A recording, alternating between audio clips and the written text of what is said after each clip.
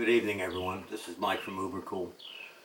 Been doing a little bit of work on the 50s Cruiser project, and we've gotten quite a bit done. I've got one major mock-up left to do. That's the lake pipes, and then everything else is on hold until the front end is actually bolted on. Next week we're going to make the molds for the lower apron and both fenders. Depending on how they come out, I'll put out a release date of when we'll start making fenders and balance. I'm going to take a couple minutes to walk you around the car and show you some different things that we've done to it and to show where we're at.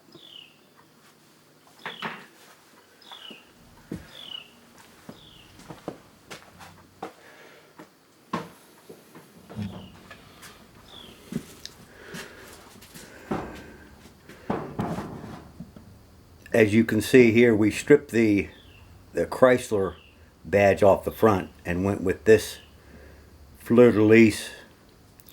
It's an old Impala or Chevrolet emblem that fits really nice. There'll also be a 12-inch fleur-de-lis decal under the clear on the hood when it's done. I really got lucky because this car only had 3 dings in it. That isn't one of them. That's where the spider decals that my wife had chosen for him 10 years ago actually sunk into the paint and I had to sand down. This is one of the dings. The rest of the car is smooth, so I really got lucky as far as that goes.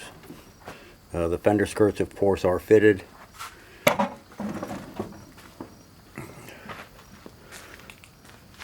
Today we got the brackets made and did the rear bumper mount. I think it came out great.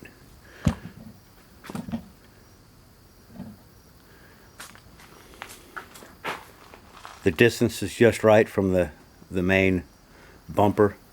The brackets that I made, I tied into the stock bumper reinforcement for strength.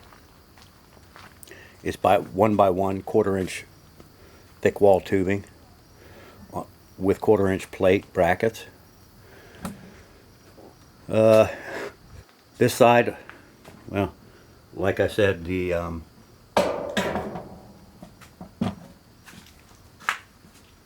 fender skirt is on, not much to them, a couple of screws. That was the other ding that was in it. Most of the other dings and small things in the paint were actually in the stock front end. So, being as I'm not using the stock front end, like in this fender here, there's paint chips missing out of the front where rocks hit it and different things. So, I'm not bothering with it because all of that is coming off.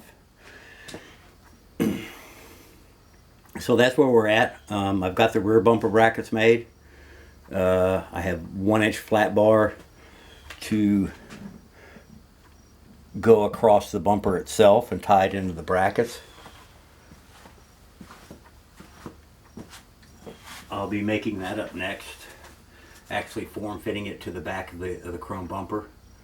When I get the rear done, and I'm making the bumper brackets removable in the event that the bumper cover has to come off for whatever reason. The Continental kit is pre-drilled. It's ready to mount once it's painted.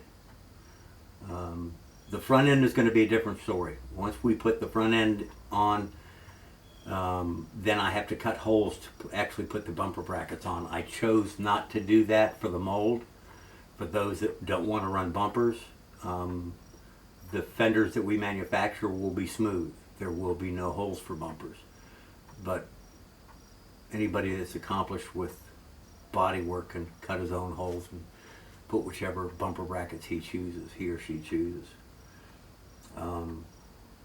The main part, and I've talked to 2 or 3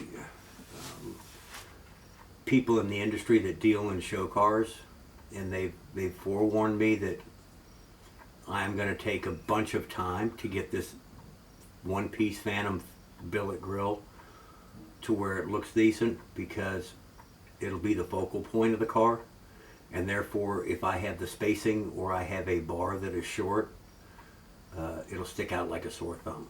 So there'll be a lot of work tied up in it. I can't wait to get the other front end on it, but for all of your sake, it's being put off almost a week and a half because I need to make molds. If I make molds, then I've got the mold. I can hang the molds over there on the other side of the garage, and when somebody wants a set, we'll make them. We're thinking about doing some molds of a couple other items too. We'll see how things progress as they go. It just so happens my partner has mold release and mold wax. I happen to have a bunch of actual chopped fiberglass and some special two-part resin. So making the mold is going to be very low cost at this point. Getting a good mold is the hard part. It takes a lot of attention to detail. The fenders are in the garage along with the lower valance. They've been sanded and reprimed and sanded down to 600 grit. So they are smooth as a baby's bottom, and we're hoping that that's going to produce for a very good mold for reproducing these fenders and such. So that's where we are at this point. I knew that this point would take the longest, mocking up everything before it goes to paint.